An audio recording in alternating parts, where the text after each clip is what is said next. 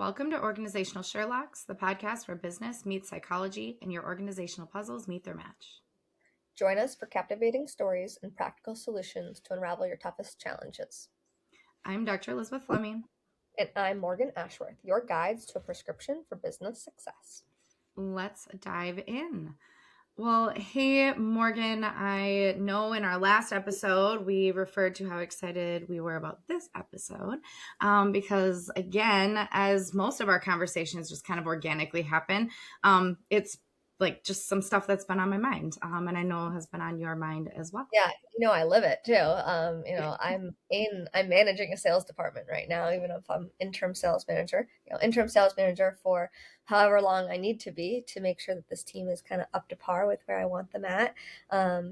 But I'm also chief operating officer, which means I tend to apply trainings back and forth, and so I think this is a really cool episode for that reason, since it's all about how no matter what your role is, you tend to be selling the business in some way, shape, or form.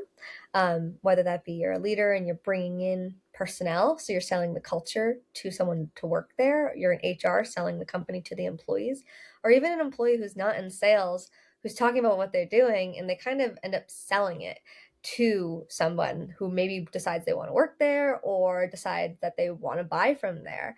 And so the kind of the nitty gritty is it's really important to understand what your company does as almost as though you're a salesperson.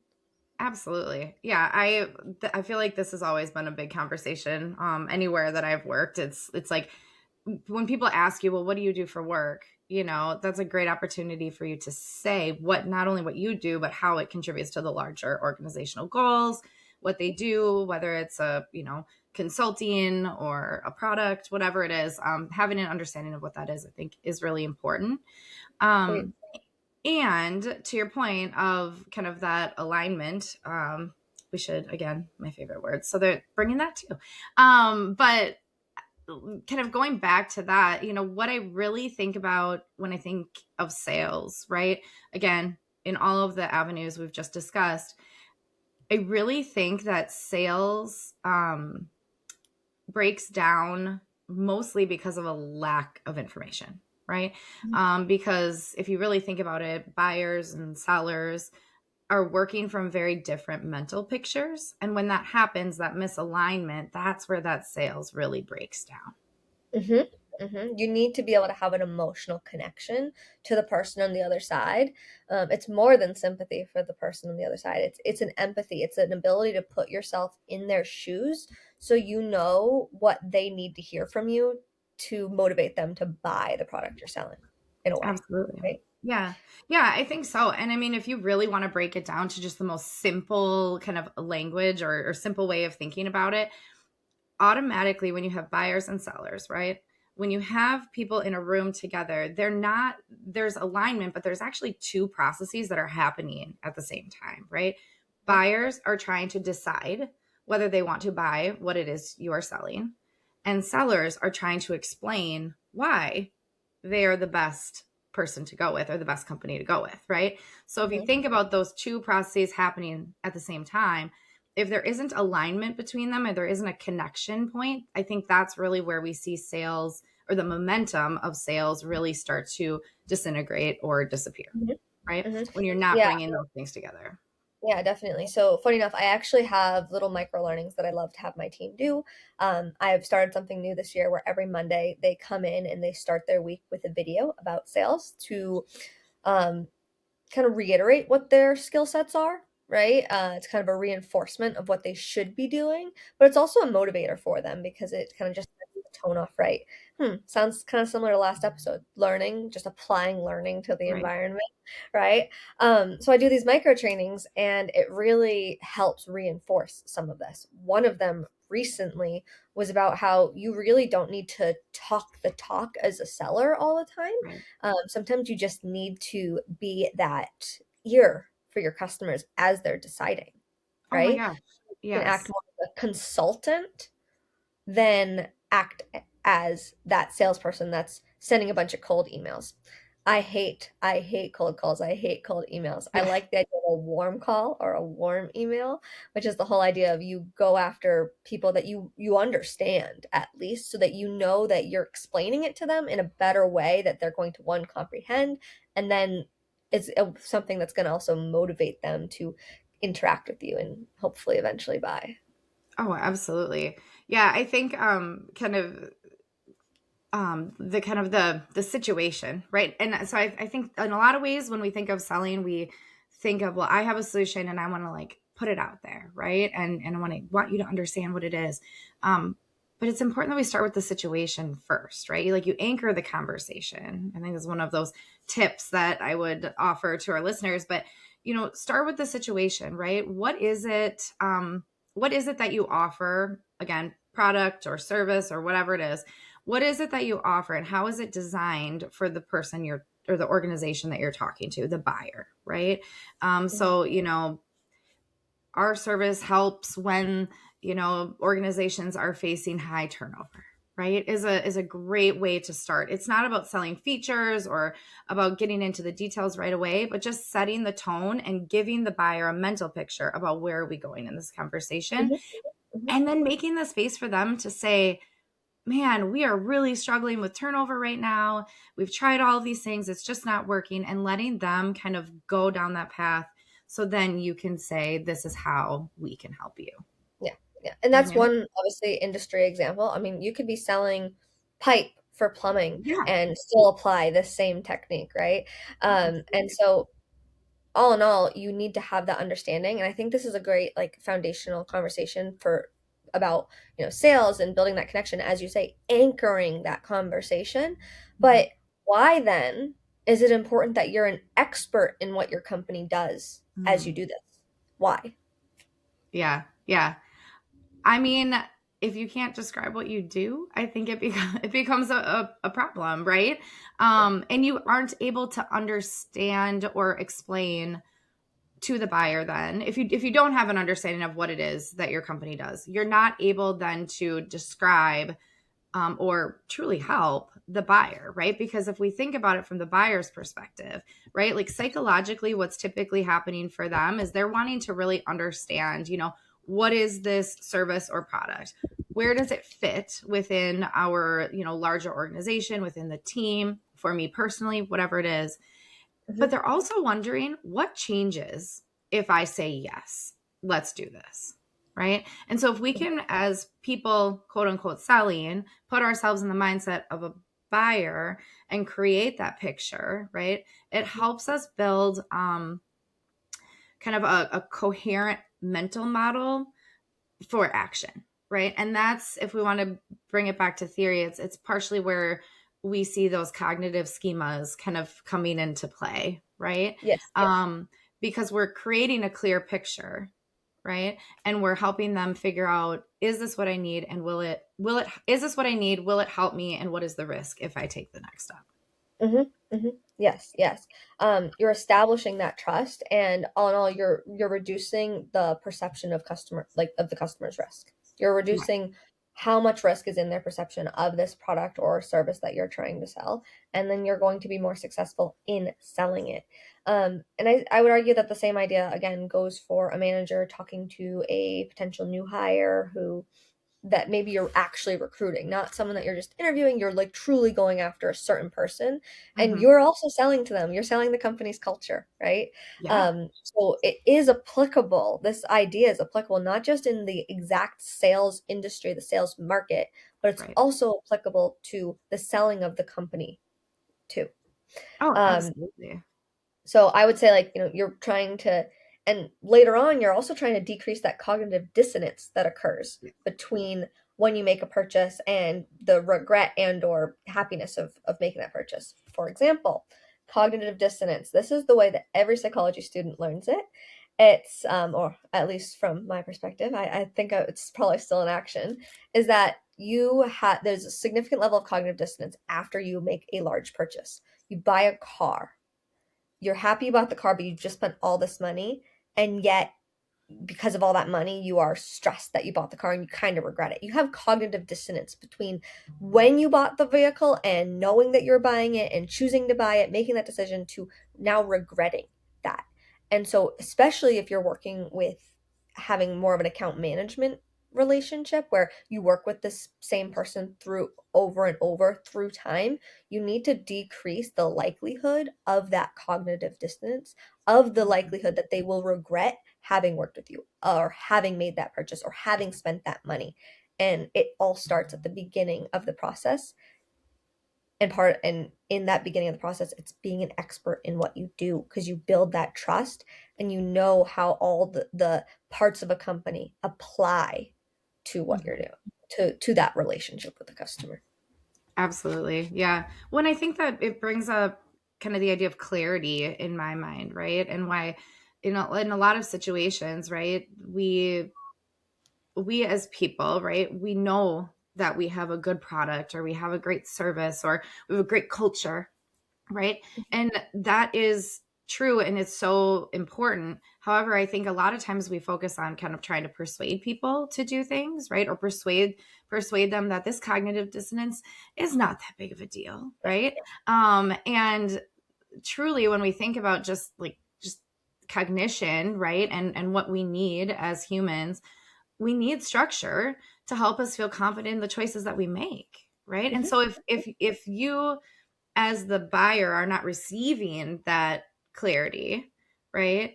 What happens is you become more uncertain, right? And you go, I just don't know if this is for me. It requires more mental effort. And I think really that's when we see potential buyers start kind of pushing back a little bit because they're you're not providing a picture, a strong enough picture for them to really understand what they're hearing. And Yeah. so I kind of, the thing that like when I am doing sales training and stuff, I will talk to them, if people respond with, well, let me think about it, right? In essence, yeah, they might be thinking about it, but oftentimes what that really means is I don't have a stable understanding yet of what it is or how this will help me, right? And so looking at the kind of the layer underneath, I think can be really beneficial for quote unquote sellers in whatever capacity that they're working in. Yeah. Yeah. I do agree with that. Like the whole let me think about this. That is the hint that your sale is at risk at that point in Yes. time. Yeah. And well, not more hint. That's the true clear sign that they need to think about it. And that means that you have not painted enough of a picture for the person to want to Exactly. buy what you're selling, whether that be again a service or a product. Um, and I would say that at the beginning of that sales process, you failed to recognize the actual need of the Right. customer at The that point in time. situation, right? Yeah, The you failed to recognize context. the situation. The customer is in a certain predicament, whether that be a situation like turnover they need to solve, or the pipe that they need to order for a house build, right? A Right. plumber that needs to order for a house build. They're in some sort of situation, some sort of predicament that needs a solution, and Mhm. your business, your product, service needs to be the solution. There can be no other company that provides that solution in a way. You Right. have to be the fitting one. It's the same idea of how we've talked about that when you're looking at a problem at a company and you're using a change management intervention, quote unquote, like you're using an intervention that exists, like corrective action, for example. Right. Well, you're using something that exists, but you still need to customize it down to the end user to make sure it makes the change or the behavior you want to see, right? You can't just use a blueprint and expect it to work. Same Right. idea. Your company provides a service that is able to be applied to multiple different businesses, multiple different people. But Mhm. what you're applying, when in applying it, sorry, let me say that again. In applying it, you need to make sure it's customized to the person. So, if you're a plumber in New Hampshire, I'm going with the plumbing route right now. Yeah. I don't know why I don't have any plumbing experience personally, but I know the trades a little bit. So if you're a plumber in New Hampshire, if you're working with a plumber in New Hampshire, then you as the supplier for the pipe needs to understand what requirements the state of New Hampshire has to this plumber, so that based off of spec and what it takes to get approved, get the, why am I pulling a blank on this word? When it's inspected, making sure that the plumbing, when once it's inspected, will be approved because you've provided the right material that is Right. required by the state of New Hampshire, right? Um, and sometimes even town requirements too. Yeah. Uh, so it's really important to understand that, because if you just try to sell the average everyday plumbing material, you might not get to the absolute bottom nitty gritty of what New Hampshire is requiring. Mm-hmm. Absolutely. Yeah. Well, and I think too that like just expertise, and maybe I'm taking this a different direction, but when I think about expertise, like sometimes, and I've been in situations too where it's like the seller is trying to just give me everything, like all the details and everything, and then I kind of am sitting here going, I don't like I'm my like load, my mental load is a little too much, and I'm trying to figure it all out, right? And so I actually think, and as we're having this conversation, there's a finesse that comes along with selling, or comes along with kind of the, just, yeah, I guess selling in general. And it doesn't necessarily, like, expertise doesn't mean that you have to show all the things and say all of the things, right? What it really is, and where that finesse comes in, is the people who sell really well and have that strong expertise are not just saying what we do and how we do it and all of those things. They're saying, they're connecting it to the situation, to the context, like who is this Mhm. for, right? And How how will what this we help. sell applies to you as Exactly. Yeah. And building confidence in the buyer that what they will receive is indeed what they need and what is going to be helpful, right? mm, And so and oh, sorry, go ahead. that's You go okay. ahead. That's okay. And that's why it's important to have the expertise of what you do at the company, because that needs to be your foundation. And then your purpose as a salesperson is then to apply it, Right. apply that knowledge. If you are not an expert on what your company does, then you're going to have a harder time applying it to the situation. And Right. so you are going to be less confident Right. as the everyday average employee. You're going to be facing issues in landing that sale, Yeah. because you don't have the foundation to easily pick from the different The thing. Yeah. services you have. You won't Right. be able to pick from it and apply it. You'll be needing to go back to your playbook in a way and looking at a screen. Like, imagine if I was reading from a screen to talk to you guys and to our listeners. If you're listening only, then you might not notice if I'm reading off of a script. But we're on video. If I was Mhm. turn my head to my second screen here, which I'm doing just to show on video, if you're on video, if I'm reading from a script, you're going to think I'm less of an expert than I am. And you're also going to have concerns that I'm truly not the right fit because I'm not going to be able to lead you in the right direction as quickly as you need to. Oh, absolutely. No, I agree with that. I mean, I think there's definitely power in knowing and being an expert in all of the things that an organization or a company offers, right? There's power in that, but it's knowing when to um kind of strategically place it in the conversation, Mhm. because ultimately buyers don't really care to be impressed by people. They want to be understood, right? And so if you're only just like saying, well, I'm a company that does X, Y, Z, da, da, da, without really putting it again in context, or helping to understand the client or the potential buyer, it just ends up kind of feeling, I don't know, it less safe, I guess, if you want to put it that way, maybe less psychological safety, less Mhm. confidence in all of that.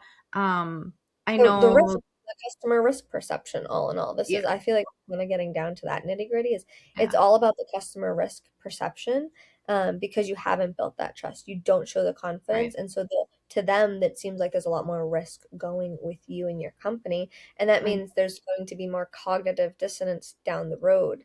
yeah, Um, there's actually one thing, I've talked about, like the foundation of you as, say, a salesperson or wherever you might be at in the company, talking about selling it to a customer or not or whatnot. So within that foundation, it's also having a belief in what the company does. Right. Because if you don't have a belief in what the company does, you're going to have a harder time selling it. Um, there's something called the Rosenthal effect. It's that if you believe that your company truly is high quality, then you're going to sell Yes. that product more intently and more easily because you'll be able to talk about the quality Yes. surrounding your product. So if you know that when you're selling a service and you are doing a wonderful job at it, meaning you can apply it quickly, you can pull from the different services, and you think that, and you're saying, I believe in customer service, I believe in talking to you, I believe in our relationship. It's that. Absolutely. I believe in our relationship, our emotional connection, without saying Mhm. those exact terms, likely, to the client, then you're going to, again, build that trust and decrease customer risk. Yeah. You know what it makes me think of? And if people want to watch a really good YouTube video, it makes me think of the Simon Sinek video, The Start With Why. I love I'm throwing it out there. You what? I love Simon Sinek. That's actually a lot of my little micro trainings is Simon Sinek. Yeah. I just, that video, it's one that I use in so many different avenues. Like I've applied it to owning a business, like a training, a business essentials training. We've applied it there. I've applied it in the academic kind of world. I've applied it in, professional development. Like there's so many places that message can be used. And as you were talking, that's what I was thinking about. So we'll have to link that for those Yeah. who haven't seen it. We'll make sure we link that because I think it's the power of why and understanding that is so important. And I think people, to your point, people, well, okay, I don't want to plagiarize Simon Sinek, but people buy because they believe in you, right? And they believe in the competence that you bring. And um so I think it's really, in a lot of ways, reframing expertise about, like, expertise is not just about knowing more or having the answer. It's really more about knowing what to say and when to say it, and honestly when to stop, you know? Like when to stop is so important. If it's the idea of like when you have an opinion and you're in a debate, and if you're kind of like shoving your knowledge down the other Yeah. person's throat in a way, you're clearly not going to get that person on your side. At that point, you just build animosity. So knowing when to stop is important. um yeah, so I think that there's a lot here that we could dig into kind of over and over and over again. But um the one thing I was kind of in my mind, and I was thinking about this just from my own experience, and I'm sure, Morgan, you've maybe had this experience yourself, is there are some times where I think I know what I need, right? I think I figure it out. I'm like, okay, I'm going in. I don't know. I'm going to use like a clothing store. Like I know that I need to buy, some work pants or whatever, right?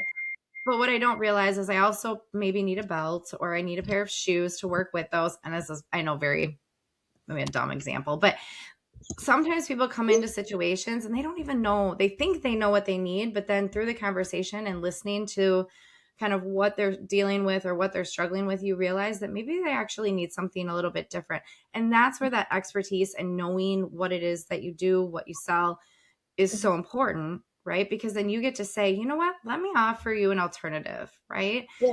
I think based on what you've told me, that there's maybe another solution that we can explore together, and so Mhm. you're building relationships, but you also need to have that foundational knowledge of, is this something we even offer, right? Yeah. Yeah, no, agreed. I think that is a really great way to put it.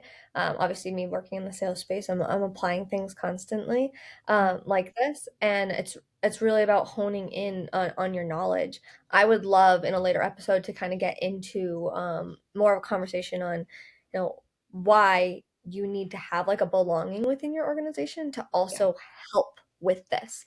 It's not just helping with sales, but it's also just helping with the overall purpose, like connection to the organization. Because if you have a bigger purpose within the organization, you're more likely and more easily able to sell it.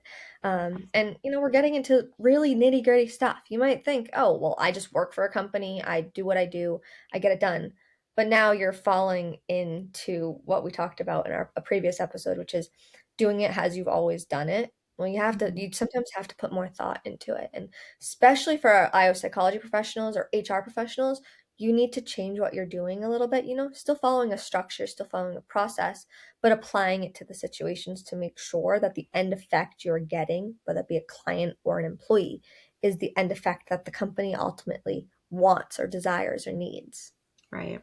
It's all about being curious. I think everything in my mind gets boils down to just being curious about things, asking questions. Even if something is working so well and you feel like this is it, this is the way it should be done, it doesn't ever hurt to say, well, what could it look like if, right? And be curious and wonder. I Yeah. think because then that's how things grow and change and progress and that's really powerful. Yeah, all in all, it's about being a foundational expert first so Yeah. that you can anchor that knowledge to later use it to help you anchor conversations with others.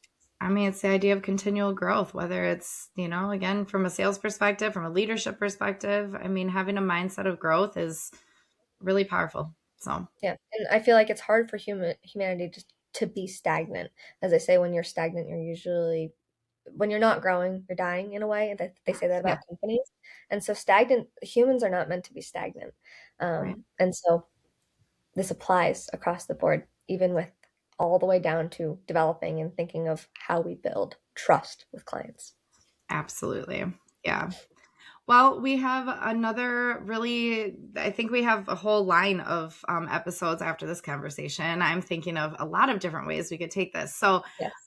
let's conclude for today and then we will bring up more. As always, though, for our listeners, if you have ideas, if you want to hear about something, please reach out. We are happy to kind of have conversations or maybe even have you come on and talk about your thoughts. So Yeah. give Yeah. us yeah, send us a message, LinkedIn, you can email us, whatever works for you, but we'll be here to support and keep bringing Yeah. you what you want to hear. Yeah, we're on Instagram. It's just Organizational Sherlocks. LinkedIn, same thing, just Organizational Sherlocks. And then for email, it's again easy peasy for you, organizationalsherlocks@gmail.com. But we look forward to hearing from you. Tell us what topics you want, and maybe you can come and apply your expertise to the listeners. Mm. I love it. That sounds great. All right, Morgan and our listeners, this concludes another intriguing episode of Organizational Sherlocks. I'm Elizabeth Fleming. And I'm Morgan Ashworth, reminding you that the journey to success is an ongoing investigation. We've said it a few times. Remember to stay curious, stay strategic, and keep utilizing insights to decode your business mysteries. Join us every Friday for your next Who Done It. This is Organizational Sherlocks closing today's case. We'll see you next time.